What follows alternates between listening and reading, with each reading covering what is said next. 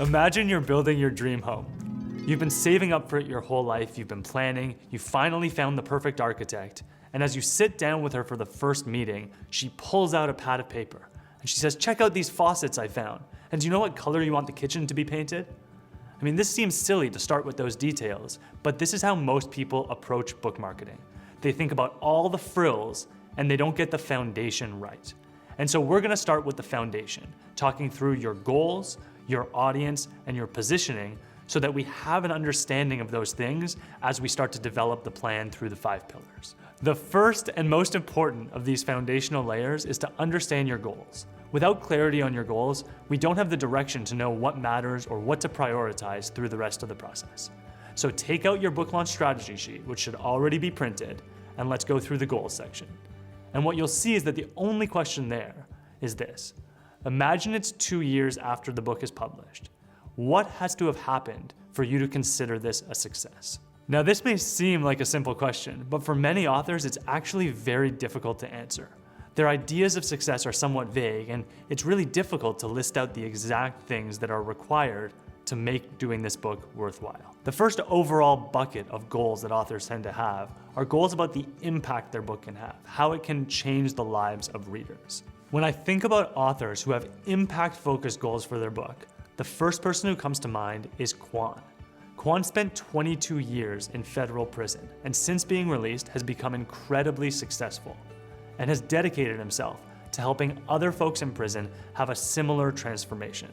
His book is not about selling copies or making him money or booking speeches. It's about making an impact on other people in prison so that they can have similar success when they're released. Another example of an impact-focused book is our CEO, Javon McCormick. When he came to us to do his book, before he was our CEO, he told us he didn't have any dreams of fame or selling copies, although a lot of that has happened. His only goal was to print 4 copies so he could give them to his 4 kids and they could know where he came from. Right? That's about legacy and impact. It's not about personal success. And so with those examples in mind, Miles, let's turn to you. Are there any impact-related goals that you would want to add to your strategy sheet? Absolutely. I feel like the inspiration to write this book really came from that sense of wanting to make an impact. I want to help people take more control over their lives. You know, most of our decisions are made subconsciously. That doesn't mean that we can't still exercise some control over them. And a lot of people feel like they don't have control over their lives, or there's a gap between who they are and who they want to become. And so I want to help people take control of their lives and become who they really want to be. If we wanted to get one step more specific with that, and we don't need metrics or anything like that, but how will you know that you've succeeded in helping people do that? What are some of the markers we might see? Yeah, it would be people sharing with me how they really were able to take more control over their lives. And before, they would feel like they couldn't do the things they really wanted to do, and their old habits were controlling them. And once they read my book, they felt as though they had a new way of looking at their lives and could chart a course forward. That's perfect. And the thing to note as you're filling this out yourself is that we don't need these to be so specific that they're a number or a measurement that isn't quite accurate, but we do want them to be specific enough that you'll know when you achieve them. And so something like that Miles wants to make sure that he's seeing the impact that the book has on people really making changes in their own lives, that's specific enough for him to know that it's happening when the time comes. Now, the second bucket of goals you might have is how the book will benefit you. And a lot of authors tend to kind of shy away from this, thinking that it's selfish, but it really isn't, right? You're gonna put all this time and effort into creating something great and marketing it and getting the word out there. There needs to be some personal reason that you're gonna do this.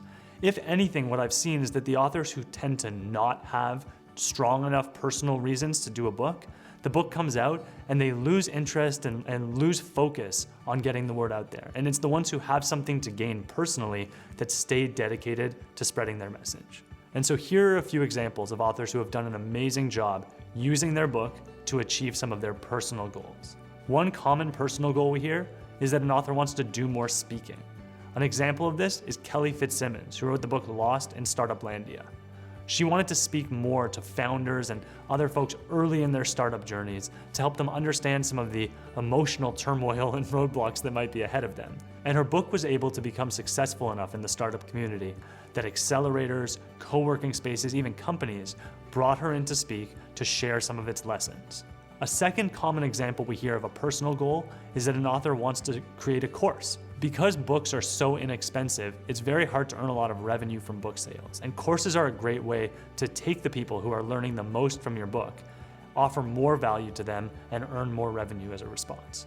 A great example of this is Walker Deibel, who wrote Buy Then Build.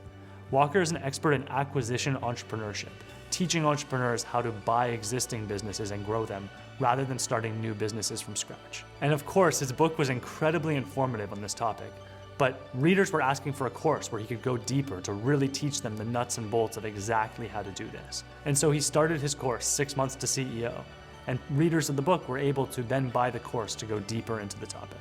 Another goal we often hear from authors is that they want to do more coaching and consulting. By definition, authors are experts in the subject matter they're writing about, and many of them want to work one-on-one with people in order to help them more deeply. And a book is an amazing way to get in front of potential clients in order to then open that consulting relationship. A great example of this is Anita Nielsen, who wrote the book Beat the Bots. She's a sales consultant and works with sales teams, especially in helping them stay relevant ahead of technological changes. And because her book was able to speak exactly to those people about that problem, it opened the door to many consulting and coaching opportunities. A fourth common goal we see is the more general goal of just growing a business. A great example of this is Michael Mogul, who wrote the book The Game-Changing Attorney. Michael runs Crisp Video, a company that does video marketing for lawyers. And by getting in front of so many lawyers who were looking to improve their marketing, many of them found their way back to Michael's firm to buy services. As a result of these lawyers discovering him through his book, his company has generated over $2 million of additional revenue. A fifth goal we commonly hear is that authors want to build authority and build their personal brand in their space. There's no better example of this than John Ruhlin, who wrote Giftology. When he came to us, John told us he wants to be known as the gifting guy. He wants that when companies think about giving gifts, his name immediately comes to mind. And his book Giftology did that by bringing this topic of corporate gifting to a wider audience. And so with those examples in mind, Miles, I want to talk about what you're going to get out of your book. Do you have any ideas you want to add to your strategy sheet about personal goals for you? Yeah, and it's interesting being asked that question because I feel like it's selfish to talk about my own personal goals, which I often will talk to authors about because I can see them going through the same struggles, because I don't want my personal goals to overshadow the impact that I want. But as you said, and it's so true, by having these personal goals, it can really help us not only finish the book, write a great book, but also put it out there into the world. So some of my own personal goals would be to boost credibility and authority in the self-mastery, personal development space. I also do have an online course that I am creating that I would love to drive revenue back to. And then I want to grow a podcast around this idea. The final bucket that authors often have goals related to is the number of books they want to sell. And it's important for us to go through this, both to make sure that goals are reasonable and also that they're set in a way that aligns with long-term priorities. And so I want to run through some numbers around what's normal in terms of book sales. I attached an article below that Tucker wrote where he crunched some numbers and found that the average nonfiction book sells 3.3 copies per week. That's 14 copies per month. 1,000 copies is a really important number because once 1,000 people have read your book, they're going to be talking about it, and it's able to kind of keep that momentum just through word of mouth. And so when we work with authors at Scribe, obviously our book sales targets vary dramatically depending on if they have an audience, their connections, how broad the book topic is. But for a standard book and an author who's got a good network but no particular audience built on the topic, typically we want to make sure we're selling about 150 to 200 copies in the first week, 500 copies in the first quarter, and make sure we're selling that 1,000 copy number before the end of the first year so that the book's able to kind of have that momentum continue to grow. One note as you're setting book sale targets is to think about the time span that you're setting these targets on.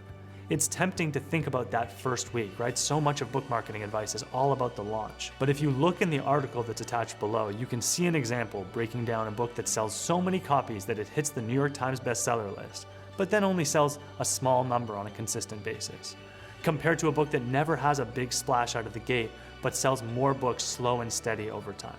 And very quickly, that slow and steady sales catches up and surpasses the impact that the big launch has. And so I'd encourage you to think about book sales on a longer time frame, minimum a year, maybe even 2 or 3 years, in order to keep you focused on what really matters, which is maximizing the number of people we can reach in the long term. And so with all that in mind, Miles, is there a book sale target that you want to add to your list of goals?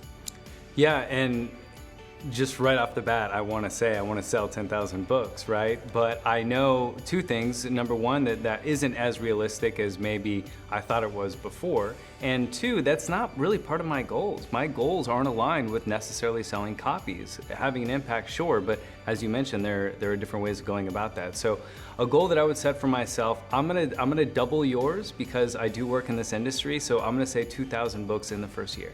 Beautiful. And so what I'd encourage you to do now is to pause these videos and actually go through and fill in your goals for yourself. I know it's tempting to just watch this entire course. Don't do it. Stop right now, get your goals clear before you move on to the next video. And before you move on, what I'd ask you to do is to look through your list of goals and ask yourself, are these necessary and sufficient for this to have been worthwhile? When I say sufficient, what I mean is, if I accomplished all these goals and nothing else, would this be a success? Would this be worthwhile? And when I say necessary, what I mean is, are all of these goals necessary for that to be true? Or are there some I can get rid of and still have the book be successful? And once you're down to that really targeted list of goals that are necessary and sufficient for success, you're ready to move on to the next video.